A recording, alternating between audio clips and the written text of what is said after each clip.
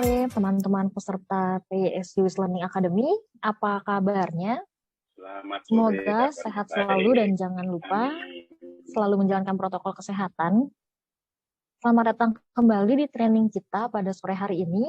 Jangan lupa untuk menyalakan kameranya, memasang virtual background, dan ikuti terus rangkaian acara pada hari ini untuk mendapatkan info-info mengenai pengembangan diri yang dapat membuat kita menjadi pribadi yang luar biasa dan unggul.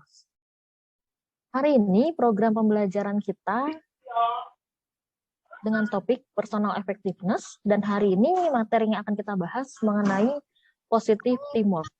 Baiklah, Bapak, Ibu, dan teman-teman semua, sebelum lanjut, mungkin di sini ada teman-teman yang baru join, jadi izinkan saya menjelaskan sedikit mengenai apa itu PSU Learning Academy. PSU Learning Academy adalah inisiasi gerakan bertujuan untuk meningkatkan kualitas individu dalam segi pengembangan diri melalui berbagai kegiatan training yang berbiaya sesuai kemampuan pesertanya, dan dana yang terkumpul dari para peserta akan didonasikan untuk membantu kegiatan belajar mengajar di sekolah alternatif jalanan atau SAAJA. PSUIS ini terselenggara dalam rangka anniversary Talent HRM di bulan Juli dengan tema berbagi untuk sesama, menginspirasi untuk semua. Acara ini pun disupport oleh Energi dan juga sekolah SAAJA.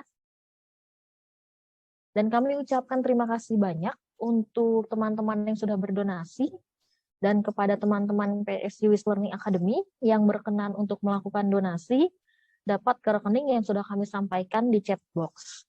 Dan pada chat box, teman-teman juga sudah ada link untuk registrasi ulang dan untuk verifikasi sertifikat yang nanti teman-teman terima setelah mengikuti pelatihan. Jadi jangan lupa untuk registrasi ulang. Oke, selagi semuanya bersemangat, kita akan capture terlebih dahulu momen ini dengan berfoto bersama. Bapak Ibu yang belum menyalakan kamera, boleh dinyalakan dahulu kameranya. Kita akan berfoto bersama. Saya akan hitung 1-3, Bapak Ibu boleh tersenyum sambil melambaikan tangannya. 1, 2, 3.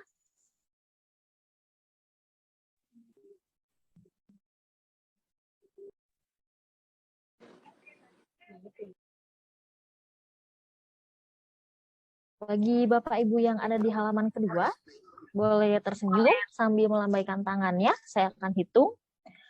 1, 2, 3.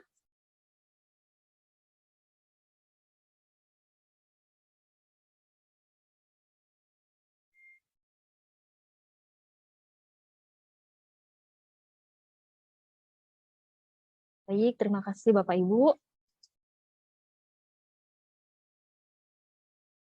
Sebelum kita masuk ke materi hari ini, kita akan perkenalkan fasilitator kita terlebih dahulu. Hari ini fasilitator kita adalah Pak Angga Wijaksono. Beliau merupakan lulusan Trisakti Manajemen Operasional dan Neumat School of Photography. Beliau Certified in Professional Delivery Training, Training Need Analyst, Certified Trainer, License at BNSP, Certified Data Analyst, Certified NLP Practitioner, Sales Management, Office Management, E-Learning, Outbound Training dan Engagement Games Master of Photography, Videography, dan Graphic Design.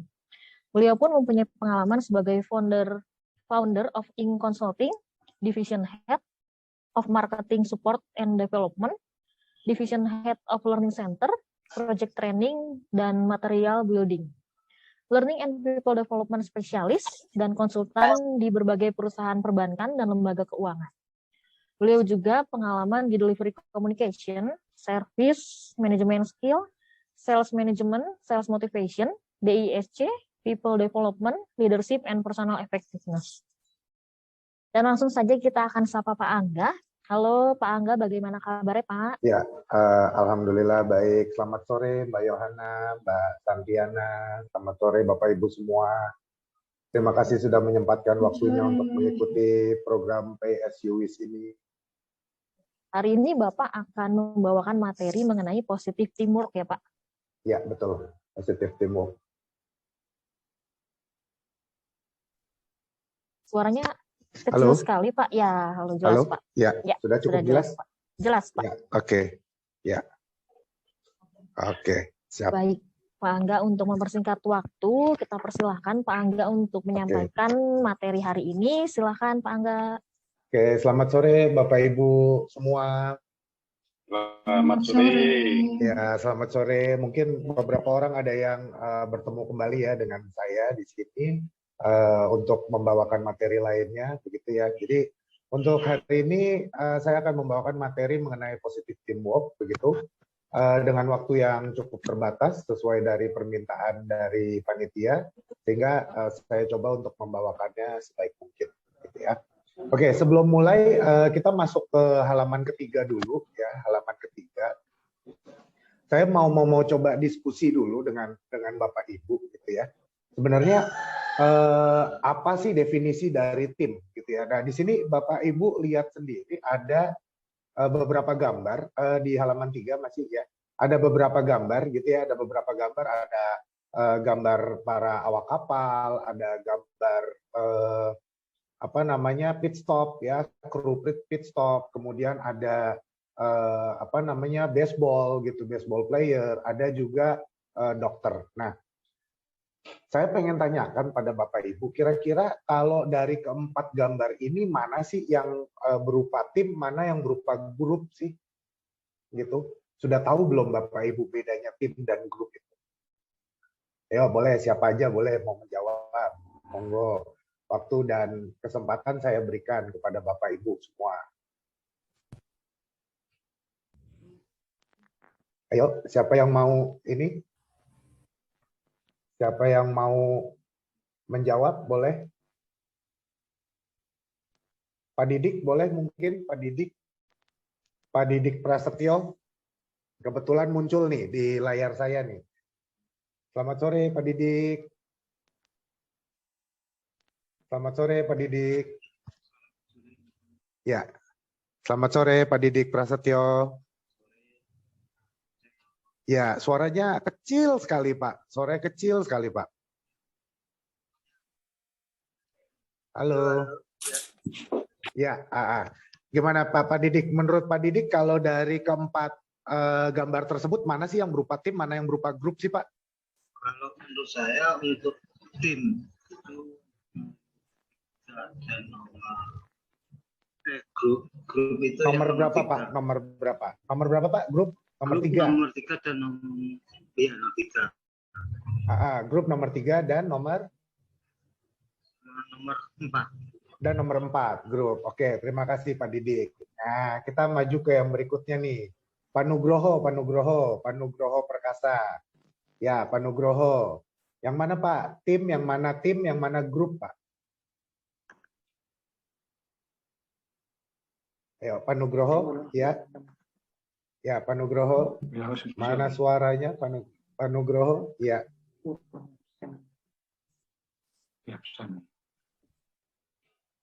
Oh, gambarnya ada nggak Pak? Kelihatan nggak Pak? Di sharing di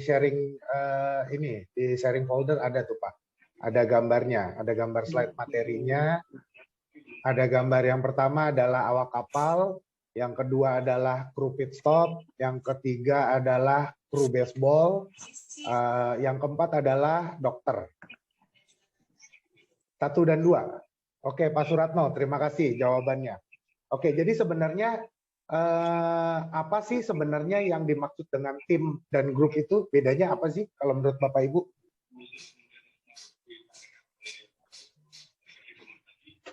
Ada bedanya nggak tim dan grup? Kedengarannya sama ya sebenarnya ya? Ya, kedengarannya sama ya kayaknya ya. Tapi sebenarnya ada bedanya Pak antara tim dan grup ya. Kita lihat dulu ke halaman keempat ya. Kita halaman keempat. Oke, halaman selanjutnya. Di situ ada pernyataan mengenai perbedaan tim dan grup, di mana bisa dibedakan melalui 4 bagian. Yang pertama adalah berdasarkan tujuannya. Yang pertama adalah berdasarkan tujuannya antara grup dan tim, gitu ya. Jadi kalau grup itu tujuannya adalah berbagi informasi, kalau tim itu tujuannya adalah berbagi misi. Jadi kalau misalnya tim itu harus ada kesamaan misi.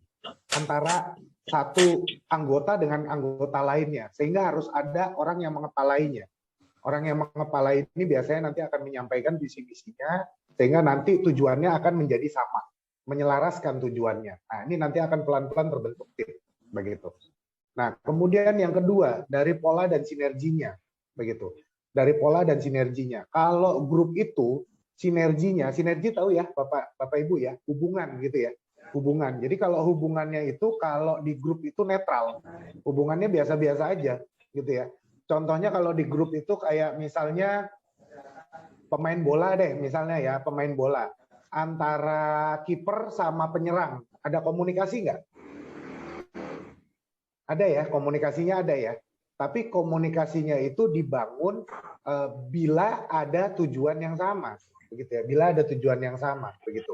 Sehingga mereka akan bertahan di fungsinya mereka masing-masing, gitu, antara kiper dan penyerang. Tapi kalau tim, ya, gitu ya, kalau tim player, mereka harus bersinergi positif, gitu ya, bersinergi positif dengan tujuan yang sama. Contohnya tim kerja, gitu ya, tim kerja. Semua pikirannya pada saat satu bilang A, semuanya harus bilang A. Akan menyatakan hal yang sama, sehingga harus diselaraskan. Gitu.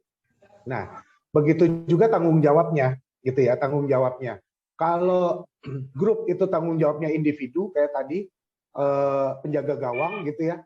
Penjaga gawang tanggung jawabnya ya adalah apabila bola masuk ke pertahanan. Ya, bola masuk ke pertahanan. Halo? Ya, Pak? Ya, saya pelan-pelan sedikit ya.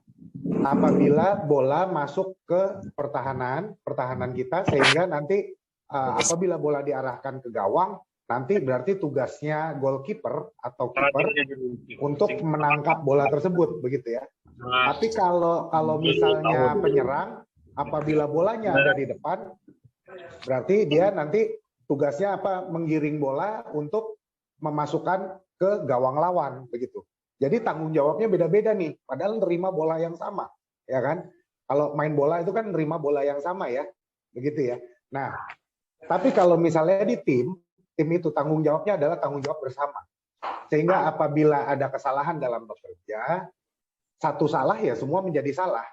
Kalau anggota salah, kepala jelas salah, begitu. Nah, ini sehingga ada perbedaan antara grup dan tim, gitu ya. Nah, ada satu lagi berdasarkan keahliannya, Bapak Ibu. Kalau di grup itu keahliannya bervariasi, banyak kayak tadi goalkeeper gitu ya, kiper keahliannya ya lompat sana lompat sini, nangkep bola dengan kecepatannya dia, dengan kesigapannya dia, dengan refleksnya dia. Gitu. Tapi kalau penyerang, dia biasanya keahliannya dia adalah membawa bola, menggiring bola, menggocek, begitu ya. Kemudian melakukan tendangan-tendangan yang lebih kencang. Gitu. Nah, kalau grup itu keahliannya bervariasi. Tapi kalau tim itu keahliannya saling melengkapi, Bapak Ibu. Contohnya gimana saling melengkapi? Misalnya anggota A tidak bisa untuk melakukan fungsi perhitungan jangka panjang. Nanti si B nanti akan melakukan perhitungan jangka panjang, begitu. Ya. Gitu. Jadi itu adalah perbedaan grup dan tim, gitu ya Bapak Ibu. Jadi dari gambar tadi, gitu ya, dari gambar 1, 2, 3, 4, gitu ya, gambar 1 adalah awak kapal, begitu. Awak kapal itu berarti apa? Grup apa tim, Bapak Ibu? Awak kapal grup apa tim? Dia keahliannya gimana? Bervariasi nggak? Ada yang di anjungan, ada yang di megang kemudi, ya, ada yang kemudi, ada yang kelasi, ada yang megang lagi apa misalnya apa ya, mesin. Ya, yang seperti itu kan berarti keahliannya berbeda-beda ya, Bapak Ibu. Jadi kalau di awak kapal berarti grup apa tim?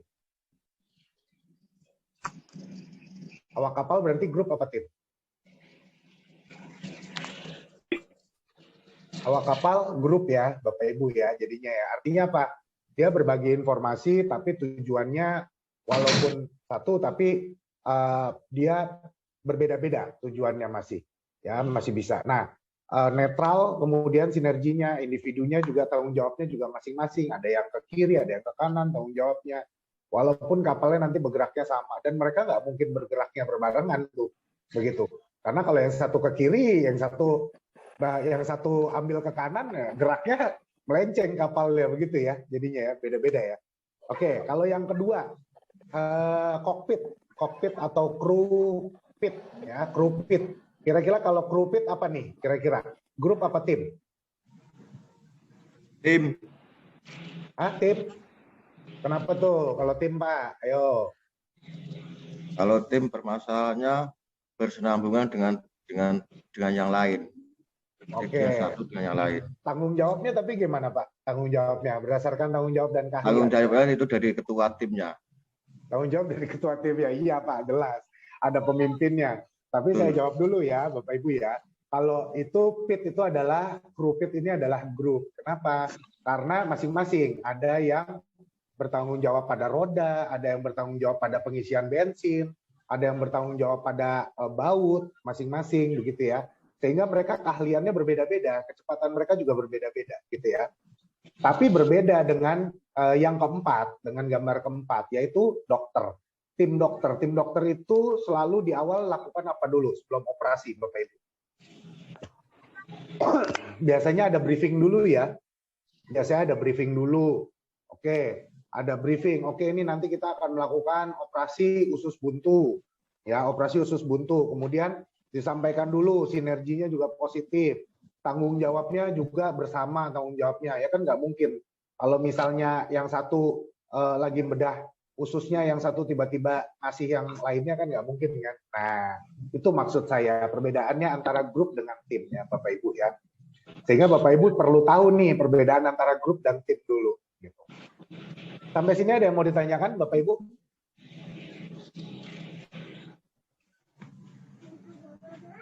Kalau nggak saya lanjutkan ya. Oke, saya lanjutkan. Oke, yang kedua, apa saja yang bisa menyebabkan konflik dalam tim, Bapak Ibu?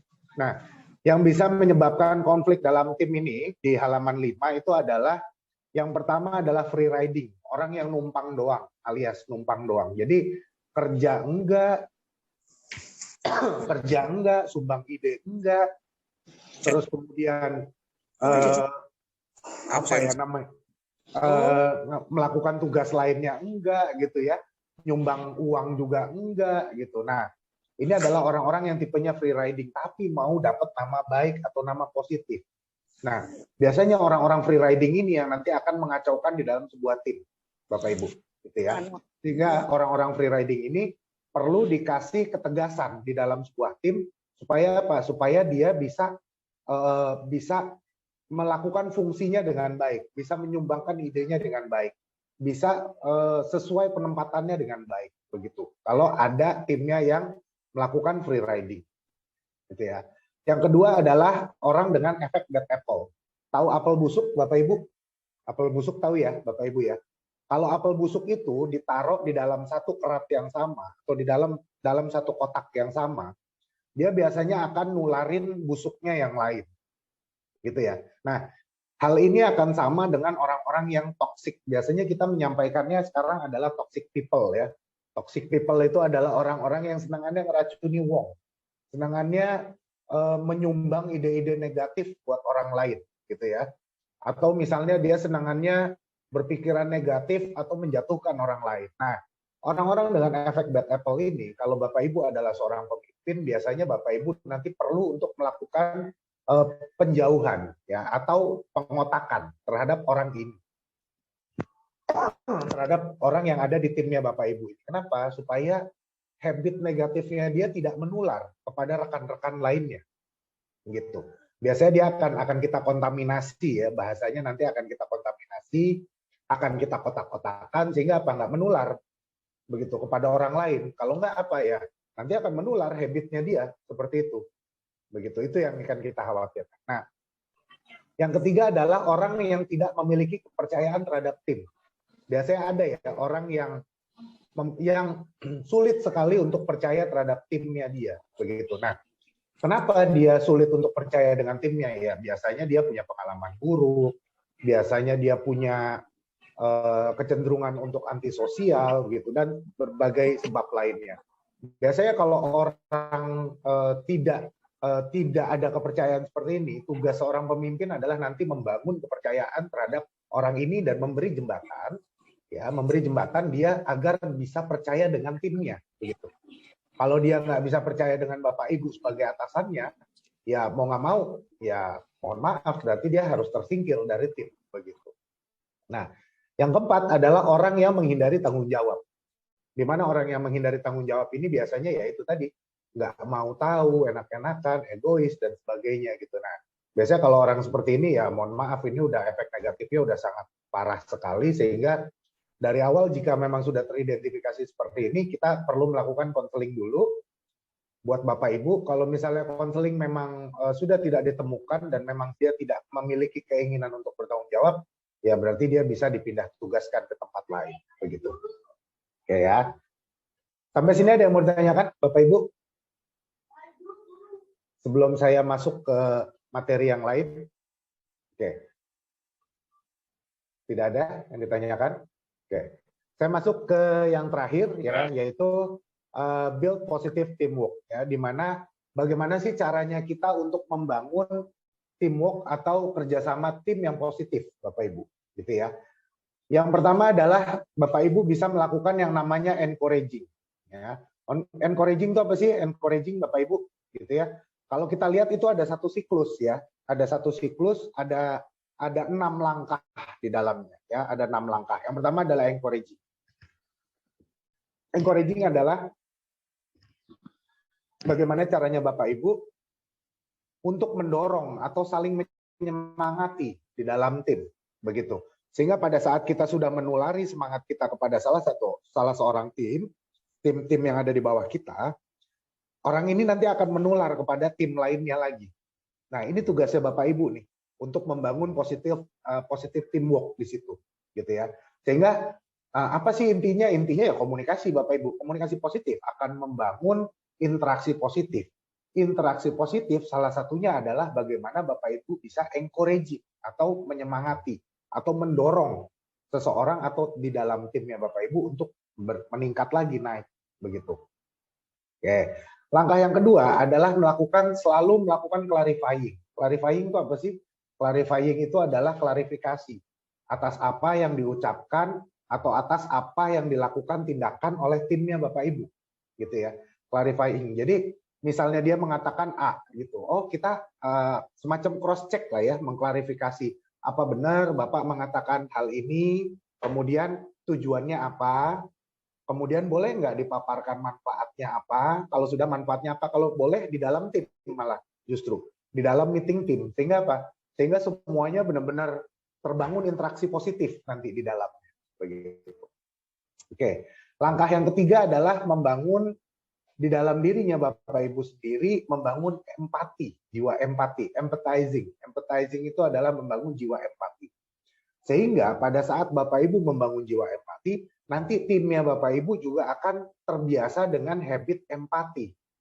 Kalau sudah terbangun habit empati seperti itu, biasanya nanti pelan-pelan dia akan berempati dengan kendalanya, rekan yang ada di sebelahnya, atau pada saat meeting ada kesulitan, dia, aduh saya ada kesulitan nih pada proyek ini, gimana ya saya untuk menyelesaikannya. Mereka akan berempati untuk bisa memberikan sumbang saran, begitu. Sumbang saran yang ada di dalam, begitu.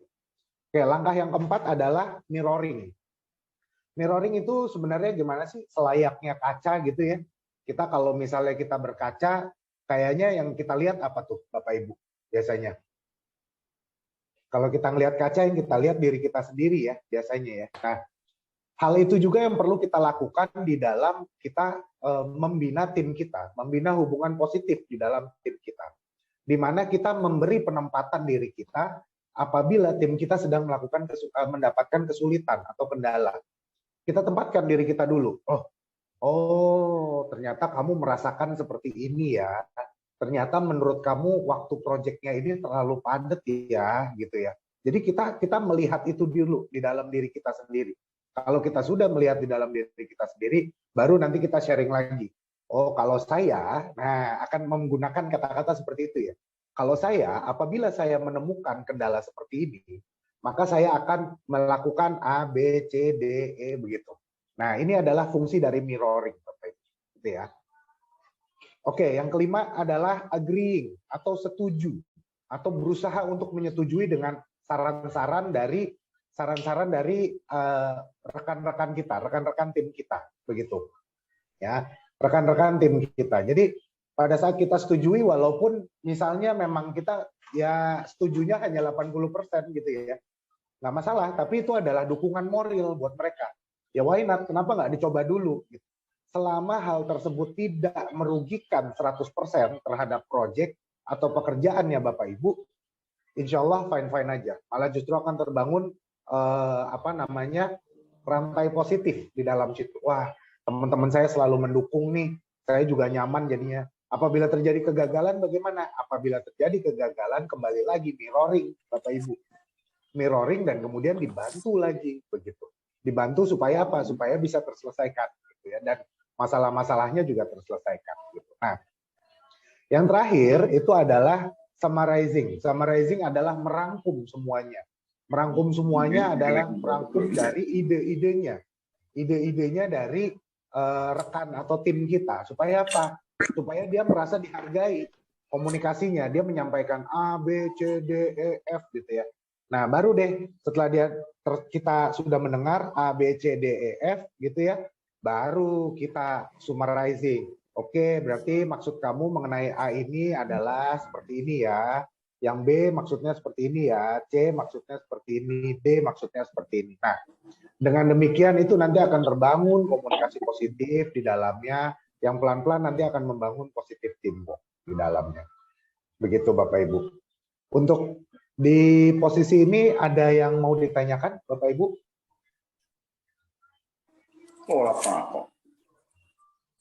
Aman, semuanya aman? Rungokno ae. Aman ya, rungokno ae. Ya, oke Bapak Ibu, demikian kalau begitu mudah-mudahan bermanfaat ilmu sedikit ini yang sudah saya coba sharing kepada Bapak Ibu semua. Itu saya mencoba untuk melimitasi waktu sedikit gitu ya, supaya Bapak Ibu tidak terlalu termakan waktu gitu. Baik, demikian terima kasih, akan saya kembalikan lagi kepada Ibu Yohana.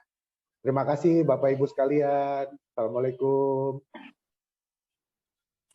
Baik, Bapak Ibu dan teman-teman semua, kira-kira ada yang ingin ditanyakan atau didiskusikan bersama Pak Angga, boleh langsung di open mic saja atau ditulis di kolom chat box kami. Silakan Bapak Ibu dan teman-teman semua.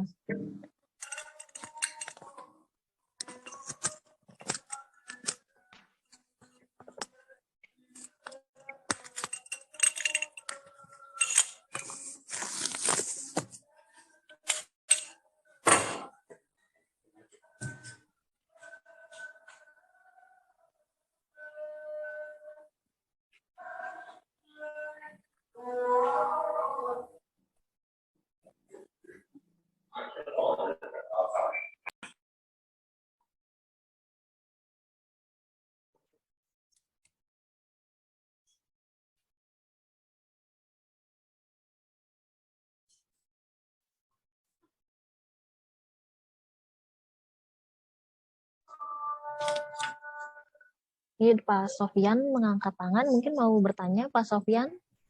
Sofyan Sofa? Sudah Bu, sudah. Oh, sudah, baik. Mungkin dari Bapak Ibu yang lain, teman-teman semua, yang ingin bertanya? Baik, mungkin jika belum ada yang ingin bertanya, saya ingin bertanya dulu kali ya Pak. Oh, ada nih Pak, dari Pak Santiana. Sorry Ibu ya Bu ya, Ibu Santiana. Bapak, mohon berikan inputan bagaimana cara menghadapi serta menyikapi people toxic pada sebuah tim. Namun peran people toxic tersebut sangat berpengaruh dalam sebuah proyek. Oke, terima kasih Mbak Yohana. Mungkin perlu saya tanyakan, apakah fungsi orang ini sebagai peran inti? Ibu siapa tadi yang bertanya? Mohon maaf. Santiana. Oh ya, Bu Santiana, apakah orang tersebut sebagai pemain inti di dalam sebuah tim?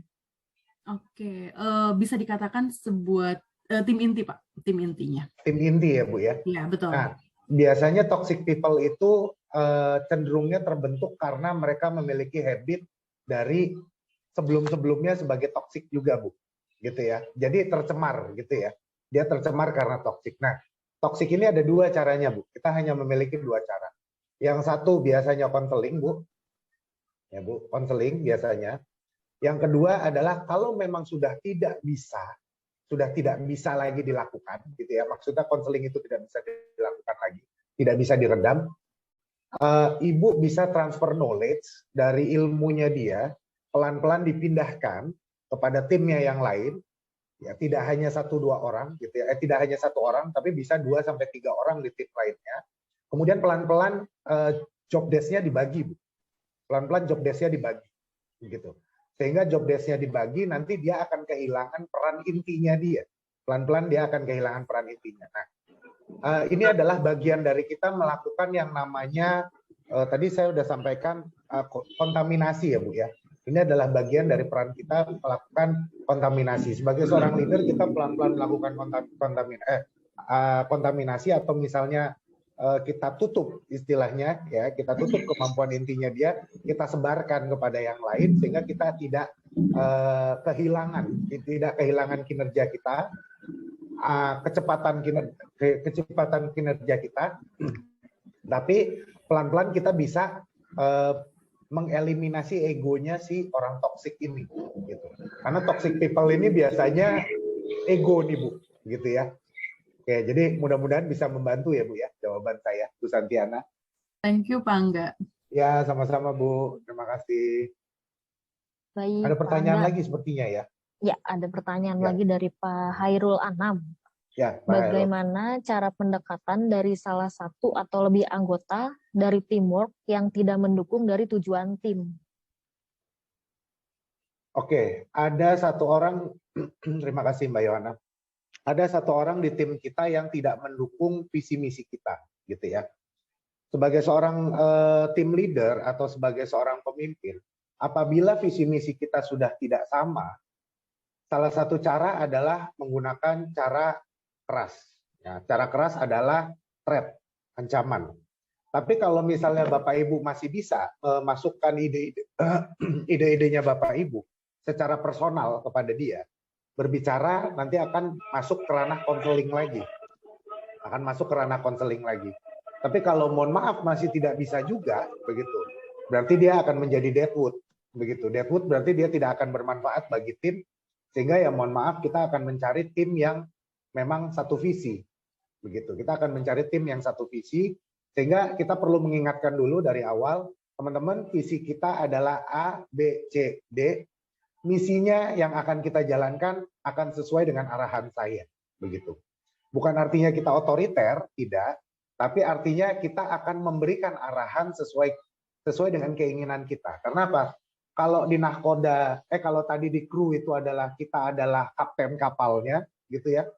Kalau di pit stop tadi sesuai tadi yang Bapak, ada yang Bapak yang menyampaikan tadi ada di ketua pit stopnya, gitu ya. Kalau di baseball itu adalah di coachnya, di pelatihnya. Kalau di tim dokter berarti Bapak adalah dokter utamanya, begitu. Sehingga kalau misalnya Bapak sudah bisa menyampaikan itu, berarti visi misinya ya harus dijalankan, begitu. Visi dan misinya harus dijalankan. Kalau tidak bisa ya berarti ya mohon maaf, berarti Anda tidak termasuk di dalam tim, begitu. Itu tim player sih, Bapak Ibu, gitu. Mudah-mudahan menjawab ya. Pak, siapa tadi namanya? Pak siapa Mbak? Hairul Anam, Pak. Pak Hairul Anam ya. Terima kasih Pak Hairul Anam.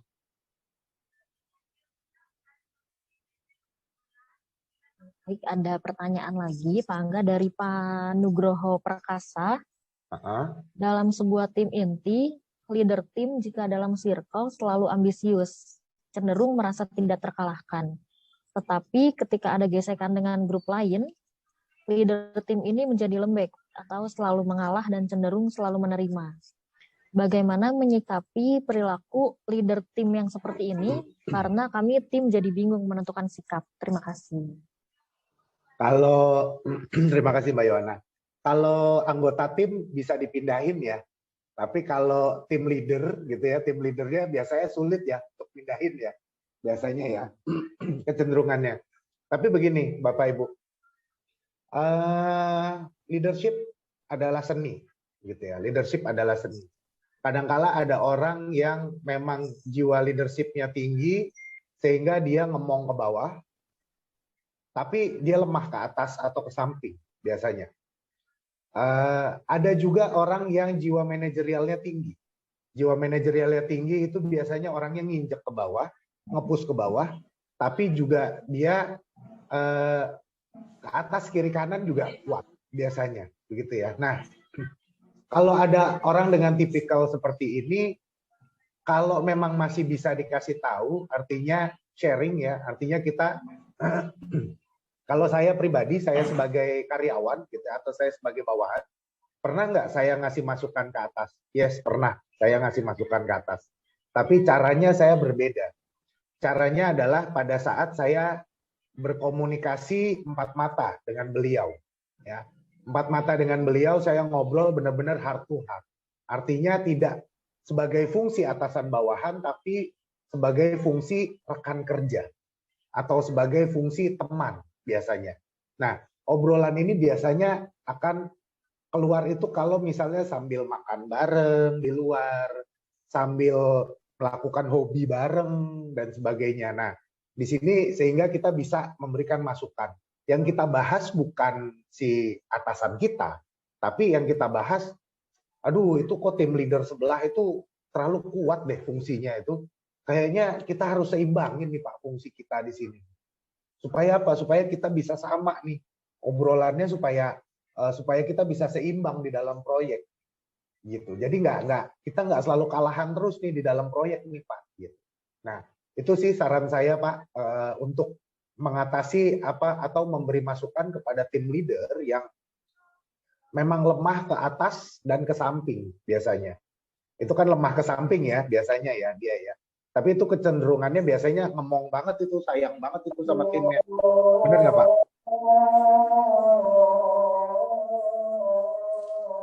Oke, ya terima kasih. Mudah-mudahan membantu jawaban saya. Oke, Mbak Yohana, saya kembalikan ke Mbak Yohana. Baik, terima kasih jawabannya Pak Angga. Bapak Ibu mungkin ada yang ingin bertanya atau berdiskusi. Kita masih open untuk bertanya dan berdiskusi. Bapak Ibu boleh open mic langsung.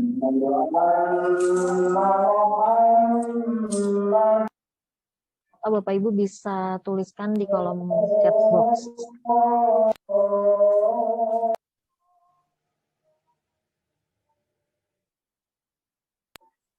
Baik, Pak Angga, ada pertanyaan lagi dari Ibu Nanda Nugraheni Agustin. Bagaimana pemimpin dapat menciptakan tim yang handal?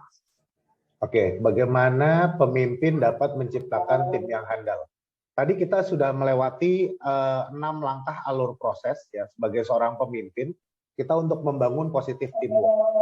Selain kita membangun positif teamwork tersebut, begitu, salah satu caranya adalah untuk membangun tim yang handal adalah Bapak Ibu berani untuk menempatkan atau memberikan beban kerja yang seimbang dengan keahlian mereka. Sehingga apa? Mereka nanti akan terus mencoba untuk mengembangkan potensi dirinya mereka sehingga nanti mereka akan bangkit.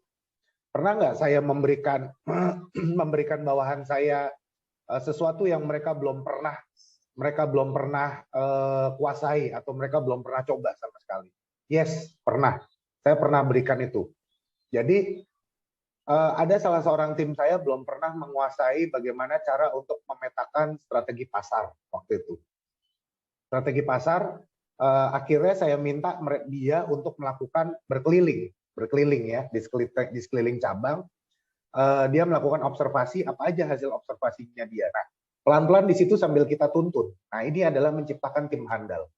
Saya sendiri pun dulu pernah diperlakukan seperti itu oleh atasan saya. Saya belum mampu untuk melakukan pengajaran kepada tim di bawah saya. Waktu itu notabene tim sales supervisor, begitu. Saya belum pernah sama sekali melakukan pengajaran. Saya diterjunkan langsung mendadak di depan atasan saya untuk melakukan pengajaran. Waduh, rasanya keringat dingin Bapak Ibu. Tapi akhirnya saya berkembang gitu loh. Akhirnya saya benar-benar berkembang dan pada saat timnya itu jadi, udah utuh, masing-masing potensinya sudah berkembang, saatnya dirangkul lagi sama Bapak Ibu, jangan dilepasin begitu. Nah, ini pengembangan yang akan meningkat baik begitu. Mudah-mudahan menjawab ya Bapak atau Ibu tadi yang bertanya, Mbak Yohana. Ibu Nanda Nugrahendi. Ibu Nanda, ya mudah-mudahan menjawab ya Ibu Nanda. Baik, terima kasih jawabannya Pak Ya. Angga. Ada Ya. pertanyaan kembali dari Pak Ari Eko Prasetyo. Bagaimana caranya dari membership menjadi leadership andal? Membership menjadi leadership handal. Jadi naik posisi dari staff menjadi seorang leader ya. Oke, first time being a good follower. Pertama kali jadilah follower yang terbaik. Selalu bisa memberikan bantuan apa saja yang diberikan, apa yang dibutuhkan oleh atasannya. Kalau atasannya butuh PowerPoint, bisa PowerPoint. Atasannya butuh data analisa, lakukan data analisa. Atasannya butuh untuk menyampaikan strategi ke bawah, sampaikan strategi ke bawah, dan sebagainya. Sehingga pada saat Bapak Ibu berlatih itu, suatu kali nanti pada saat ada opportunity yang pas untuk menjadi leader, yes, itu Bapak Ibu akan menjadi leader yang baik ke depannya. Begitu. Mudah-mudahan menjawab ya. Gitu. Saya kembalikan ke Mbak Yohana. Terima kasih jawabannya Pak Angga. Bapak Ibu, kita masih ada waktu jika Bapak Ibu masih ada pertanyaan ataupun mau berdiskusi dengan Pak Angga, kita masih open.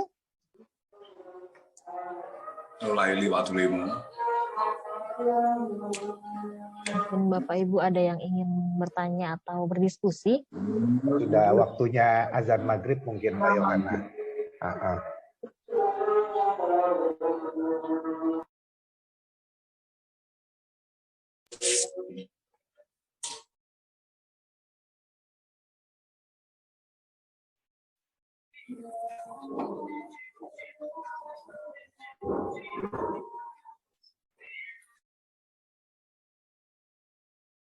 Kalau dari Pak Angga sendiri, pernah Pak di timnya punya tim yang toksik?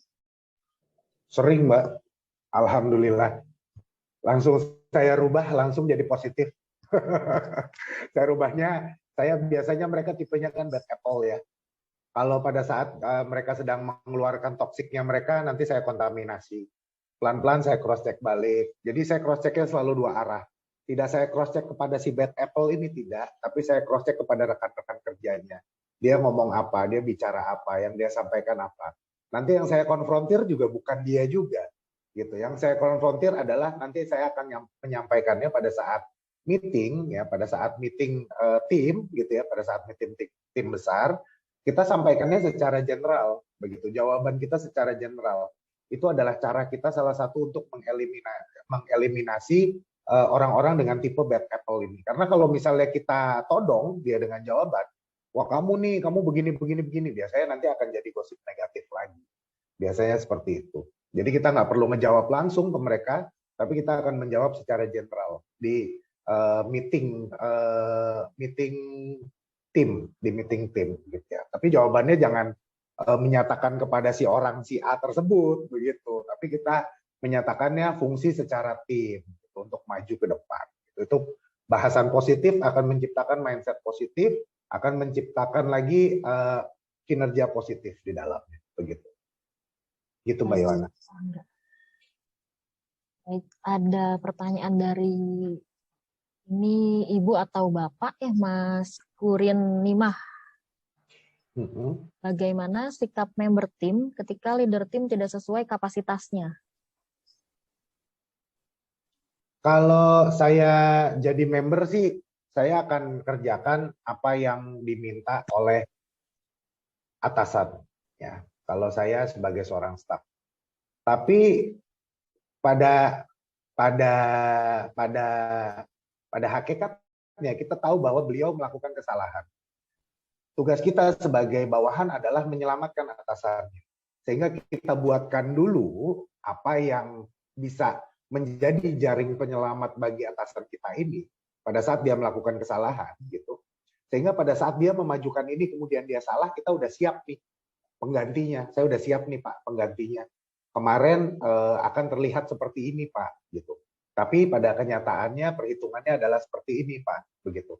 Kalau Bapak pergunakan yang ini, nah kita sampaikan alasan kita dengan tentunya dengan apa ya, dengan perhitungan yang matang gitu ya, dengan perhitungan yang matang. Jangan sampai pada saat kita menyatakan karena kita menyatakan tidak karena ketidaksukaan aja gitu. Tapi justru kita membantu beliau dengan tulus karena apa? Pada saat kita membantu atasan kita, ingat yang sedang kita bantu adalah diri kita sendiri. Yang sedang kita bantu adalah diri kita sendiri supaya apa? Supaya kita bisa promosi lagi ke depannya karena apa? Ya kita dinilai baik kinerjanya oleh atasan maupun rekan-rekan kerja. Begitu. Mudah-mudahan membantu jawaban. Saya kembalikan ke Mbak Yohana. Baik, terima kasih jawabannya Pak Angga. Ada pertanyaan kembali dari Pak Didik Prasetyo. Bagaimana kalau kita punya leadership yang selalu kurang andal, malah sering mengalah dengan tim yang lain? Kalau kita punya leadership yang kurang andal, maksudnya diri kita sendiri gitu ya, diri kita sendiri yang leadershipnya kurang andal gitu. Mungkin Pak Didik boleh di open mic-nya, Pak Didik. Pak Didik Prasetyo. Pak Didik.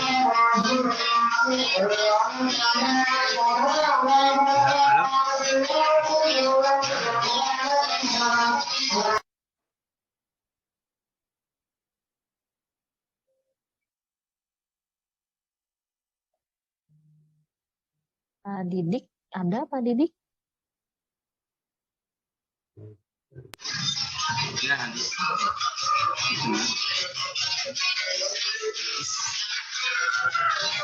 Halo Pak Didik. Halo ya. Ya, bagaimana Pak ini? Maksud Pimpinan itu atau timnya itu kurang apa ya? Kurang produktif. Jangan kalau anak saya mau produktif, apa ya? Kurang pas loh jadi itu kita itu harus bagaimana karena mengalah sama tim yang lain.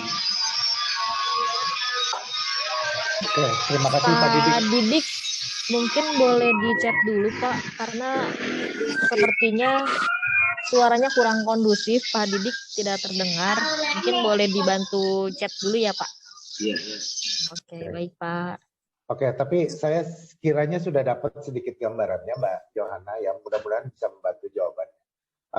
Jadi gini Pak Didik, sebenarnya leadership seseorang itu kan seni, kembali seperti yang saya sampaikan tadi. Selalu mengalah itu bukan artinya kita selalu kalah loh Pak. Kadangkala kita mengalah itu untuk menang, begitu. Kadangkala kita mengalah untuk menang. Kenapa? Karena karakteristik komunikasi kita kan berbeda-beda. Ada orang yang dominan, ada orang yang berpengaruh, influence, ada orang yang stabil atau steadiness, ada orang yang compliance atau dia detail, begitu kan. Nah, kalau memang kita sering ngalah, berarti Bapak sebagai seorang pemimpin adalah tipe pemimpin yang steadiness, begitu.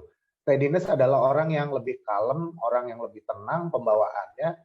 Bapak nonton film Soekarno deh Pak, saran saya Pak. Film Pak Soekarno ya.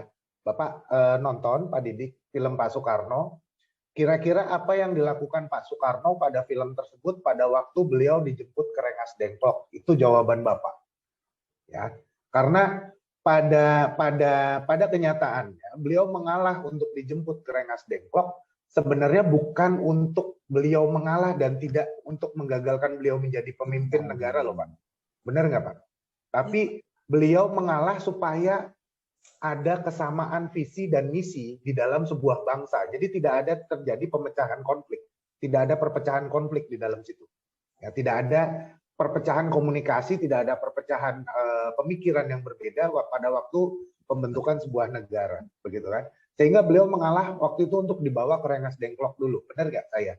Ya kan? Tapi setelah itu kalau saya nggak salah, setelah beliau dibawa ke Rengas Dengklok, 1 hari kemudian ya, kalau saya nggak salah, 1 hari kemudian terjadilah proklamasi, gitu ya. Nah, itu leadership Pak. Itu leadership di mana sebenarnya kita mengalah untuk menang, begitu. Nah, jadi bukan artinya misalnya kita mengalah terus, enggak, bukan artinya gitu. Jadi ada pada suatu titik kita perlu melakukan ketegasan. Tapi kalau pada satu titik kita memang perlu mengalah, yes kita perlu mengalah, begitu, nggak masalah, kita perlu mengalah. Tapi kalau memang kita perlu untuk melakukan ketegasan, yes, itu saatnya kita melakukan ketegasan. Sebagai seorang pemimpin, kita perlu belajar juga untuk selalu tegas. Begitu. Tegas tidak hanya terhadap tim kita atau bawahan, tapi tegas juga kepada rekan kerja atau atasan. Karena terkait apa? Kalau ke atasan misalnya memberikan beban yang terlalu berat, pekerjaan kepada bawahan kita akan suffering juga, akan menderita juga, Bapak Ibu. Benar ya? Sehingga kita harus berani untuk menjawab, karena kita bempernya nih. Kita bempernya bawahan kita. Kalau kita lemes, ya kita kejepet-jepet semua. Kita kejepet, kalau kita aja ketekan, apalagi bawah lagi, keinjek. Gitu. Itu yang berbahaya. Nah, jadi mudah-mudahan buat Pak Didik, kalau bisa coba ditonton Pak, itu film Pak Soekarno itu ya, supaya bisa meningkatkan pola leadership-nya Bapak. Karena itu pola leadership yang cocok buat Bapak. Gitu ya. Ya, terima kasih Pak Didik. Saya kembalikan ke Mbak Yohana. Terima kasih Pak Angga untuk jawabannya. Mungkin satu pertanyaan lagi masih boleh ya Pak ya? Boleh. Dari Pak Setia Gunawati, dalam sebuah tim terdapat satu toksik yang selalu ingin menjadi yang toksik. Oke. Terima kasih Mbak Yohana. Orang yang pengen selalu menjadi yang terdepan bukan orang yang toksik. Orang yang pengen menjadi orang yang selalu yang terdepan adalah orang yang penuh challenge atau orang yang penuh tantangan. Orang ini adalah orang dengan karakteristik dominan, Bapak Ibu. Ya, sehingga orang dengan karakteristik dominan, apa sih yang perlu Bapak Ibu lakukan sebagai seorang pemimpin? Selalu berikan dia challenge yang terbaik, Bapak Ibu. Selalu berikan dia challenge yang terbaik. Selalu berikan dia yang terdepan. Pekerjaan yang sulit-sulit, kasih terus ke dia, sampai dia nggak bisa ngomong sama sekali dengan anggota tim lain. Begitu. Itu cara menyelesaikannya, Pak. Karena orang yang itu bukan toksik, Pak. Jadi itu adalah orang yang penuh challenge, begitu. Orang yang penuh tantangan. Dia haus akan tantangan. Nah, itu bisa kita manfaatin, Pak, buat karir kita sendiri. Pada saat dia udah karirnya dia udah dia terpenuhi, ya, dia terpenuhi tugas-tugasnya dia. Nah, kita kan naik nih, mau nggak mau kita promosi dong, gitu kan? Ya saatnya dia diangkat juga, promosi juga, gitu ya. Jadi artinya challenge atau tantangan seimbang dengan reward yang nanti akan dia dapatkan, gitu ya. Kalau orang-orang dominan itu biasanya rewardnya biasanya itu Pak, kayak piala, piagam, gitu. Atau misalnya dia dikasih best employee awards. Nah, itu mintain ke HRD, Pak. Mintain ke HRD, wah ini tolong dikasih best employee awards. Kan kita nggak nambah duit ya, cuma nambah kertas doang kan. Cuma nambah kertas doang kan, tapi buat kita bermanfaat, buat dia bermanfaat dan menyelesaikan masalah, sehingga dia juga nggak komunikasi ke tim kita juga nanti jatuhnya nggak akan toksik karena dia bukan toksik. Tapi kalau misalnya kita tidak memberikan challenge yang baik, baru dia akan menjadi toksik begitu. Oke, mudah-mudahan menjawab. Terima kasih. Saya kembalikan ke Mbak Yohana. Terima kasih Pak Angga. Kalau menyambung pertanyaan tadi menjadi menarik ya Pak, karena kadang dalam sebuah tim Pak, jika salah satu ada yang dominan misalnya ingin kerja lebih baik atau waktu lebih cepat, terkadang malah dia jadi dianggap mengacaukan, toksik. Betul ya, Pak. mengacaukan pola ya. Mengacaukan pola permainan ya. Betul. Jadi ketika budaya kerjanya yang tadinya misalnya mungkin mengerjakan dalam waktu 3 hari, ternyata ada satu orang baru bisa 1 hari, terkadang dia malah yang dianggap toksik di satu tim. Iya betul Pak. Kalau tersebut gitu karena sekarang kita ini kan ya. Maaf saya potong Mbak Yohana. Sekarang kita berpikir realistis. Sebenarnya sebagai seorang pemimpin kita pengen pekerjaan kita cepat selesai atau enggak? Cepat selesai ya artinya. Nah, kalau memang pengen pekerjaan kita cepat selesai, yang dipilih bukan orang-orang yang harus 3 hari sesuai dengan SOP. No. Yang kita pilih adalah orang-orang yang memang pekerjaannya bisa cepat selesai, tepat sasaran, tidak mengandung resiko yang lebih banyak. Ya. Nah, ini leadership is art lagi nih, gitu kan? Leadership is art lagi. Gimana? Karena kalau misalnya kita biarkan, oh ya udah harus selesai 3 hari ya 3 hari gitu. Ya enggak lah. Kalau misalnya benar-benar harus selesai 3 hari sesuai dengan SOP, berarti yang salah adalah orang yang menghitung perhitungan kinerjanya. Karena apa? Ada orang yang bisa menyelesaikan dalam waktu 1 hari. Tinggal kita yang mengelolanya pada saat tugasnya dia sudah diselesaikan diberikan ke kita, jangan langsung kita berikan lagi ke atasan, kita nge-pair dulu 1 hari, benar nggak? Ya kan? Anu, 00 sampai. Halo, ya. Oke, itu Mbak Yohana jawaban saya. Terima kasih, mudah-mudahan bisa memberi masukan ya. Jika kita berada di dalam satu tim tersebut ya Pak ya, dan kita ini talentnya gitu Pak, apakah memang seharusnya meninggalkan lingkungan seperti itu? Maksudnya meninggalkan lingkungan yang toksik atau Iya, yang karena pekerjaannya kita yang cepat dianggap selesai? toksik betul Pak, karena kita yang dianggap toksik gitu. Enggak, kalau misalnya atasannya tidak bisa adil, ya mau nggak mau kita akan suffering, kita akan menderita. Tapi pilihannya cuma tinggal 2. Kalau misalnya kita ada di sisi orang yang dianggap toksik tersebut, begitu ya, ya sebenarnya kita tinggal bisa menyesuaikan atau enggak. Kalau saya sih, saya sudah tahu, saya pernah ngerjain kok pekerjaan teman saya selesai 1 minggu, saya bisa selesaikan dalam 2 hari. Ya, saya pernah selesaikan ini, tapi akhirnya saya sesuaikan spare waktu. Saya spare waktu 2 hari, gitu ya. Saya selesaikan lagi spare waktu 2 hari, 4 hari. Sehingga yang tadinya ini saya selesaikan setengahnya dari durasi yang seharusnya. Gitu. Jadi ya kalau saya sih santai aja ya. Kalau misalnya seperti itu ya. Artinya kalau memang leadernya nggak fair ya sudah. Mau gimana lagi gitu kan. Toh bukan kita yang toksik. Yang perlu kita pahamin itu dulu. Karena Pak, kita menyelesaikan pekerjaan sebaik-baiknya. Begitu. Demikian Mbak Yohana. Baik, terima kasih Pak Angga untuk jawabannya. Baik Bapak Ibu, mungkin sudah tidak ada jawaban lagi, kita bisa close sesi tanya jawab ini ya Pak. Ya. Untuk selanjutnya, dan terima kasih juga untuk materinya Pak Angga. Selanjutnya Bapak Ibu terima kita kasih akan Bapak Ibu semua. kita akan main quiz game interaktif. Seperti biasa Bapak Ibu bisa langsung jawab di kolom chat box yang tersedia.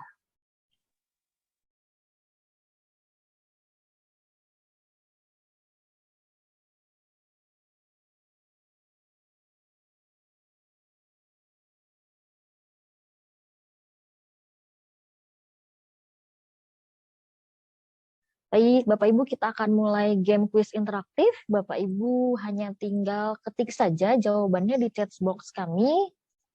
Hadiahnya adalah voucher diskon training senilai Rp1.000.000 dari Talent HRM.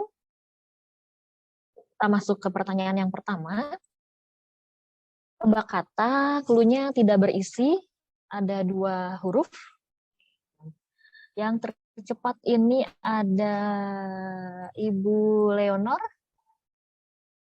Boleh di open mic-nya, Bu? Kosong. Oke, kita lihat. Jawabannya kosong, tepat sekali. 1 poin untuk Ibu Leonor. Akan masuk ke pertanyaan selanjutnya. Pertanyaan kedua. Lengkapi peribahasa berikut. Kalah jadi abu, menang jadi titik-titik. Arang. Oke, boleh di chat box, Bapak. Ini ada Bapak atau Ibu Indri Handayani. Indri Handayani.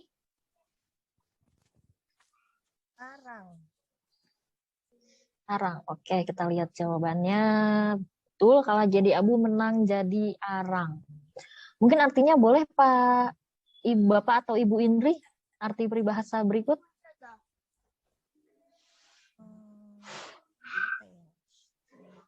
Bapak atau Ibu Indri, ada? Baik, kita akan masuk ke pertanyaan selanjutnya. Pertanyaan ketiga. Nah, ini judul lagunya Yamko Rambe Yamko. Bapak Ibu tebak urutan lirik lagu nasional. Silakan diketik di chat box kami.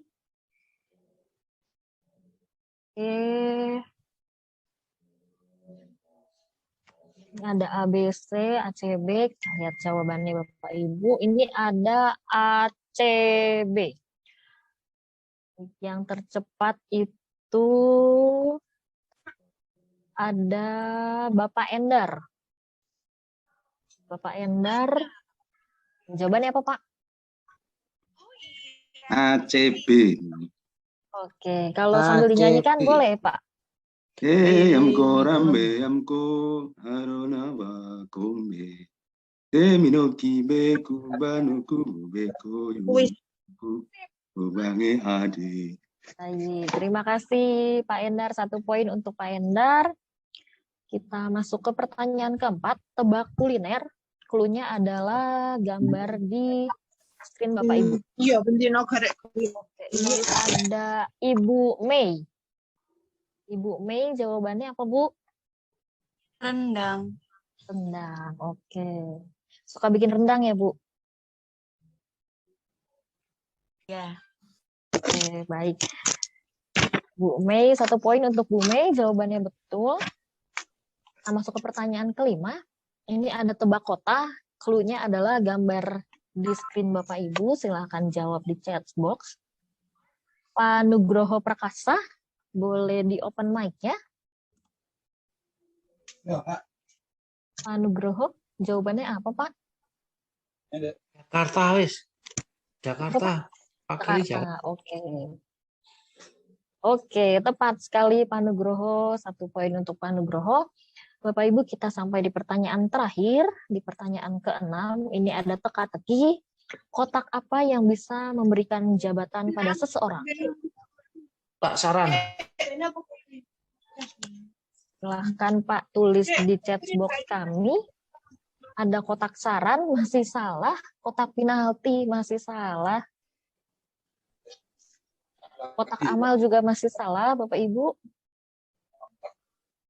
Kotak ajaib belum tepat. Oke, ini ada Ibu Leonor lagi. Kotak apa, Bu Leonor? Bisa di open mic.